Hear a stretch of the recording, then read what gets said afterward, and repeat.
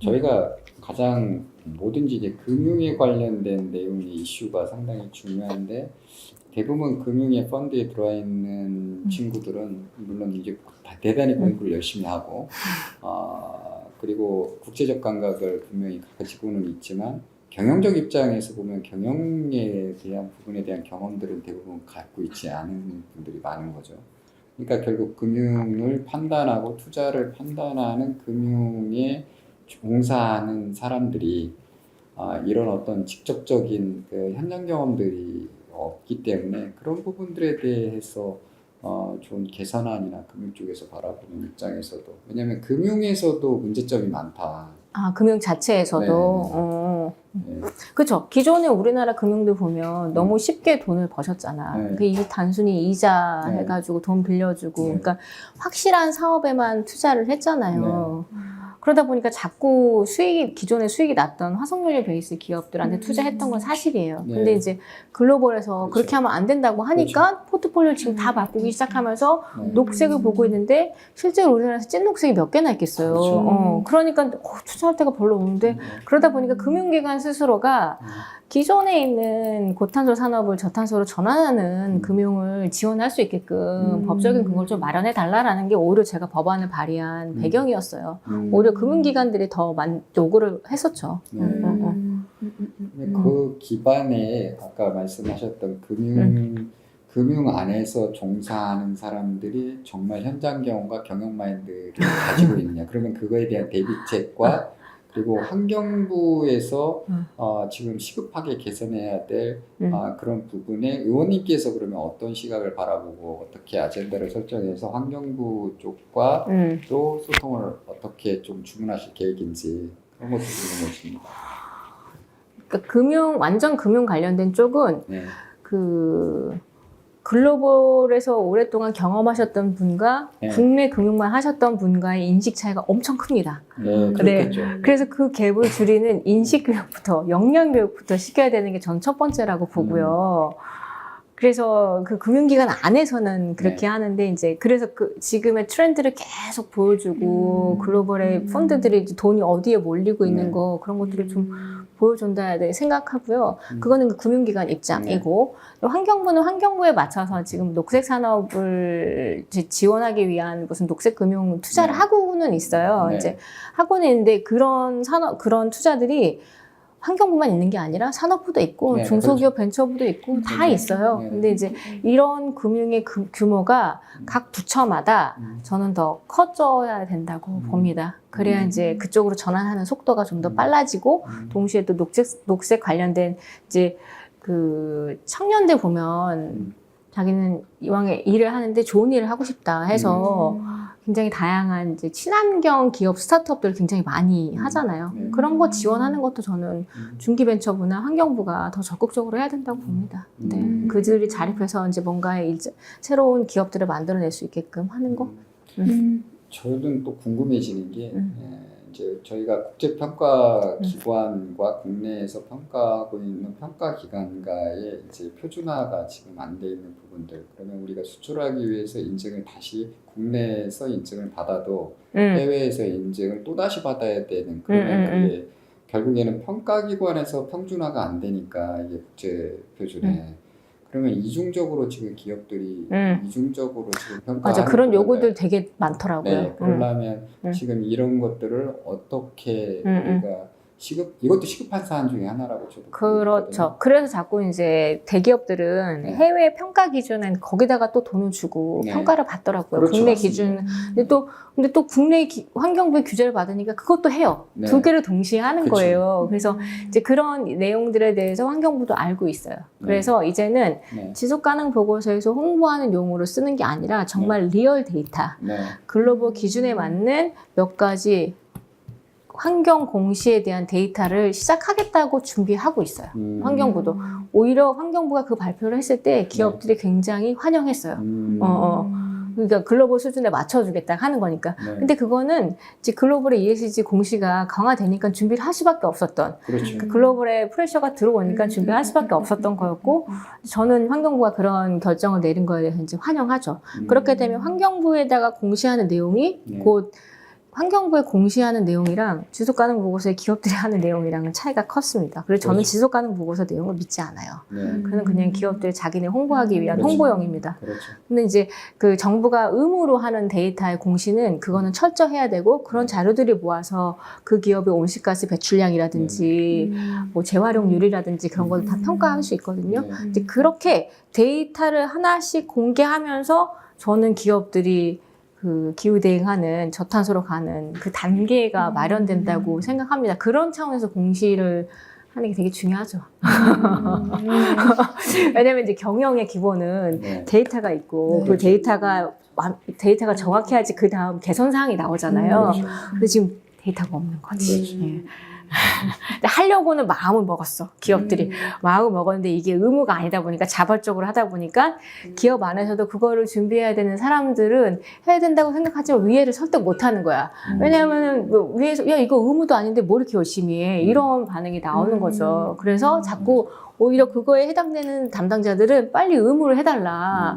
그래야 위에 CEO한테 인력 보충도 해달라. 이거에 필요한 팀도 만들어달라. 이렇게 얘기를 할 텐데 일단 의무가 아니니까 자발적으로 하다 보니까 한계가 있는 거예요. 근데 이런 부분들은 음. 오히려 탑다운 방식으로 환경부 장관님이나 예를 들어서 ESG 일단은 가장 중요한 ESG 표준안 같은 데서 먼저 그 환경부가 그런 공시 기준을 맞추면 당장 ESG 표준도 어느 정도 국제 표준에 다 100%는 맞출 수 없겠지만 그래도 이중적으로 우리가 쓰고 있는 형태 중에 좀 버려야 할 것들은 최대한 버릴 수 있게끔 하는 거는 오히려 지금 탑다운 방식이 필요하지 않나라는 생각이 들거든요.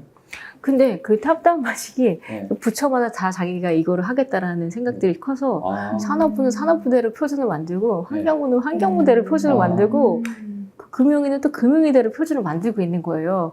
네. 그래서 이건 아닌데 하는 생각이 좀 들어서 그거를 어딘가 조율해서 네, 그렇죠. 하나 두 개, 그러니까 오히려 이게 기업들이 얘기하는 거예요. 저는 어느 기준을 맞춰서 해야 되냐. 그러니까 다 달라질 수 있어요. 다 달라질 수 있으니까 그 표준을 하나로 만드는 작업들을 하는 것도 중요하다고 봅니다. 그래서 그 작업을 이제 뭐 컨트롤타가 금융위가 하면은 네. 이게 지금 환경 측면에서 맞냐, 네. 뭐 이거 그리고 산업에 크게 이제 뭐 프레셔를 주는 건 압력을 주진 않냐 해서 환경부나 산업부의 의견을 들어서 금융위가 제대로 돼서 뭐 공시 기준을 만들든지 근데 그런 작업들은 하고 있는 걸로 알고 있어요. 의원님 네. 말씀처럼 가장 현실적인 금융적 입장에서 바라보면 금융은 항상 수치를 가지고 움직이니까 그게 가장 뭐 회계적 입장이나 법률적 입장에서 가장 합리성이 있다고. 그러니까 뭐 회계 기준원이나 그것도 글로벌 회계 기준도 이제 다 바뀌어야 되잖아요. 그렇죠. 네.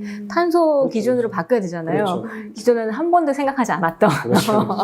그래서 그런 작업들을 하고 있더라고요. 초반에 3년 전에 ESG 논의할 때랑은 다르게 지금은 조금 하고는 있어요.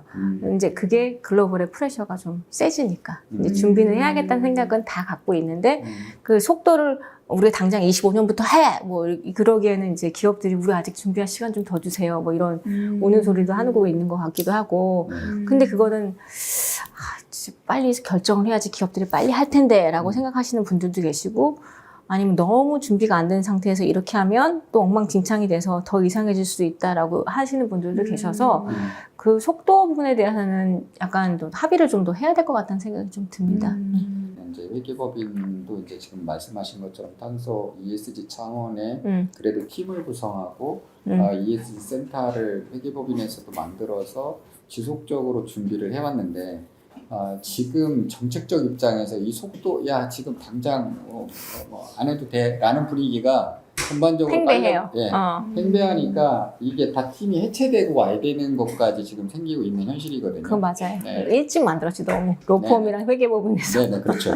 그러면 이 부분에서 있던 것조차 없어지면 우리가 이 속도 조절에 대한 부분의 균형점을 어떻게 그러면 맞춰갈 거냐. 이 부분이 지금 가장 큰 영향을 미쳤던 게 저거잖아요. 유럽도 유럽하고 미국이 엄청 세게 갈 것처럼 했는데 보니까 미국은 약간 후퇴했고 유럽도 약간 홀딩하고 속도 조절을 하고 있으니 우리만 빨리 나가는 것도 바보 같은 일인 것 같고 그 판단이 좀 있는 것 같은데 네.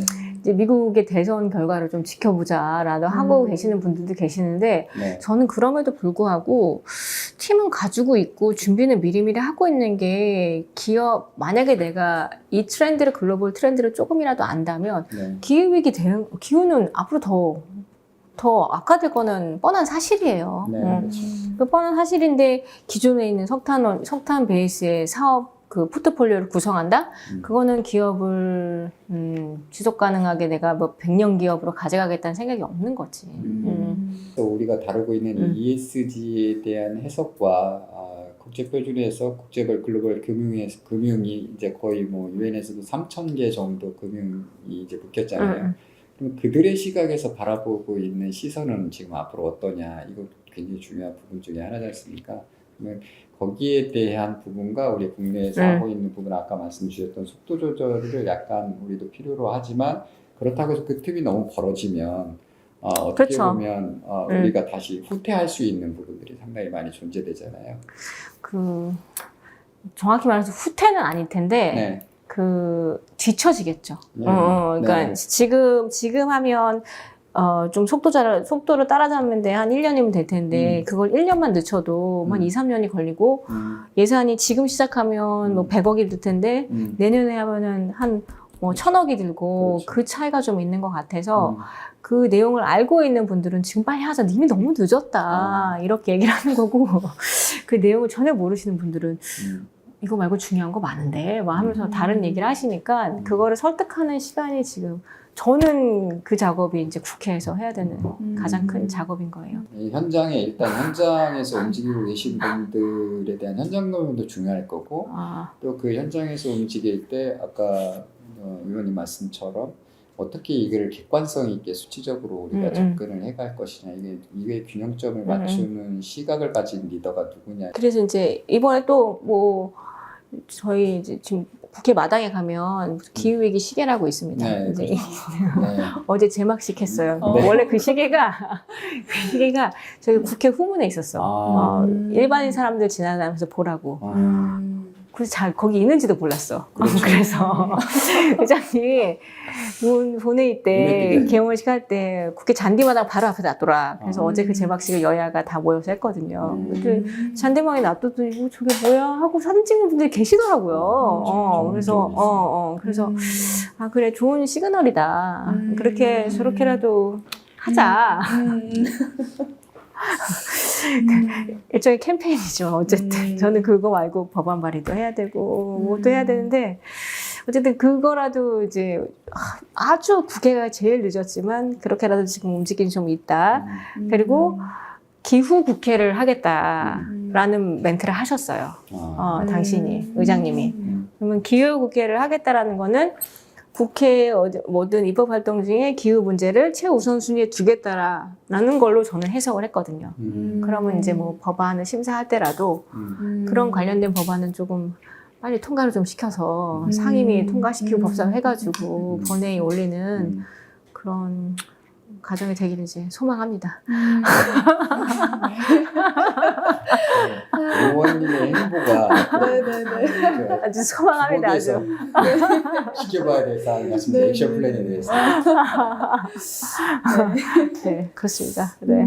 이어서 한국이 굉장히 지금 야심차게 네. 그 탄소 중립 계획이랑 네. 이제 국가 온실가스 감축 목표를 세우지 않았습니까? 네. 근데 이게 현실적으로 실현이 가능할지 네. 국내에서 굉장히 우려가 많은데 네.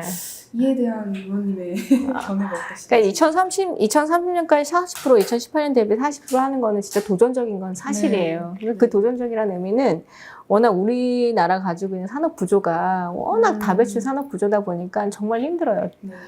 갑자기 온실가스 감축을 할 수 있는 대단한 기술이 하늘에서 뚝 떨어지는 게 아니거든요. 그런 기술이 있으면 내가 억만금을 주겠다고 맨날 누구야 앨런 머스크, 제프 베조스 맨날 돈 상금 걸잖아요. 그 상금 받아간 사람이 없어. 그런 감축 기술이 없어서 그렇거든요. 그러니까 이제 이거는 기술 개발에 따라서 그런 감축 기술이 나오면서 그 속도가 좀 빨라질 텐데 그런 감축 기술이 2030년에 나오겠지 하는 기대와 함께 거기 또 R&D를 투자해야 되는 그런 뭐 이런 상황들이 있죠. 이제 그렇게 되면 저희의 도전적인 감축 목표가 조금 신락 같은 희망이 좀 있고 만약에 안 그렇다 하면 규제나 법을 통해서 그쪽 방향으로 갈 수 있게끔 뭐 기업들이 방향을 틀 수 있게끔 아까 말씀드렸던 금융통에서 마중물도 주고 마중물 차원에서 돈도 주고 세제 혜택도 주고 기업들이 그쪽으로 갈 수 있게끔 이제 방향을 틀 수 있게끔 지원해주는 그런 입법이 저는 중요하다고 봅니다. 네. 그리고 그런 노력들을 했을 때 만약에 설사 저희가 2030년에 여러 가지 사연들이 있어서 그 달성을 못했더라 하더라도 우리가 이렇게 했는데 시간이 좀 더 걸릴 것 같아. 그 다음엔 할 수 있을 것 같아. 라고 국제사회에 얘기를 할 수 있는데 아무런 노력도 안 하고 우리 못했어 라고 하면 이제 난리 나는 거죠. 네. 그래서 그 노력을 할 수 있게끔 또 막 법을 만들어야 됩니다. 지금. 서로가 준비를 한다고 했지만 네. 이 의원실에 이 국회 개원 때 들어오면서 포괄적 시야를 가지고 바라본다는 것은 쉬운 일들이 아니기 때문에 그 네. 의견 차이를 좁히는 것 또한 굉장히 그 맡겨진 그 파트에 계신 분들의 숙제이지 않을까 이런 생각이 듭니다. 진짜 부담스럽습니다. 여당의 유일한 기후 전문가 이러니까 아닌데. 네. 그러면 마지막으로 네. 이미 좀 많이 말씀해 주신 것 같지만 그래도 정리한 차원에서 현재 지금 존재하는 탄소 중립 관련 법안들이 저희가 2050년 탄소 중립을 실현하는데 충분하다고. 저희 지금 충분하지 않고요. 21대 때 많은 법안들이 폐기됐고 지금 더 많은 법안들이 나와야 돼요. 그래서 훨씬 많이 만들어져야 돼요. 뭐 유럽의 탄소중립 산업법이라든지 미국의 IRA법이라든지 이제 탄소중립을 할 수 있을 그런 걸 열심히 하는 기업들한테 해제 혜택도 주고 일자리 창출하는데 기업도 뭐 혜택도 주고 이런 법안들 더 많이 만들어져야 돼요. 지금은 그 전체 법안 중에 1%도 안 된다고 생각합니다. 저는 1%. 기후 관련된 거는. 네. 왜냐면 21대 때 통과가 하나도 안 됐거든. 근데 그 21대 때 올라와서 바로 내는데도 불구하고 상임위 통과하고 그게 효력을 발생하기까지 1년이 필요하잖아요. 그러니까 없는 거지. 네. 바쁩니다, 마음이. 네. 하여튼 지금 의원님께서의 그런 이런 행보가 네. 실질적인 그 입법과 그리고 이것이 현장에 들어가기까지 상당한 진통을 또 때로는 겪어야 하고 또 여야의 합의 일치를 또 해야 되는 부분들이 많을 거라고 보고 있습니다. 그래서 앞으로 의원님께서 지금 행보해 가시는 그런 부분들이 저희 언론 미디어에서도 함께 이 문제를 같이 고민하고 그리고 글로벌에 맞추어서 좀 국내에 있는 기업들이 글로벌로 가는데 좀 한 발 더 성장된 국회 그리고 그런 기업의 일들이 일어났으면 좋겠다라는 생각이 드네요. 아유, 잘 부탁드립니다. 자주 이제 다뤄주시면 좀 더 많이 알지 않을까요? 네, 마지막으로 오늘 김소희 의원님을 모시고 우리 정치르니까 환경 기후 변화에 관련된 여러 의견을 들어보았습니다. 그리고 앞으로의 우리 의원님의 행보와 그리고 또한 저희가 함께 걸어가야 될 우리 언론 미디어에서도 근본적인 문제에 같이 협력하고 그리고 산업구조의 그 형태에서 바뀌어질 그 틀에 대해서 함께 지켜보면서 또 함께 협력해야 될 부분들 그렇게 같이 걸어갈 수 있도록 노력하도록 하겠습니다. 오늘 의원님 귀한 시간 내주셔서 정말 감사합니다. 감사합니다. 감사합니다. 네, 여러분. 네. 지금까지 들어주셔서 감사합니다. 앞으로도 기후 문제에 더 많은 관심 부탁드리겠습니다. 잘 부탁드리겠습니다.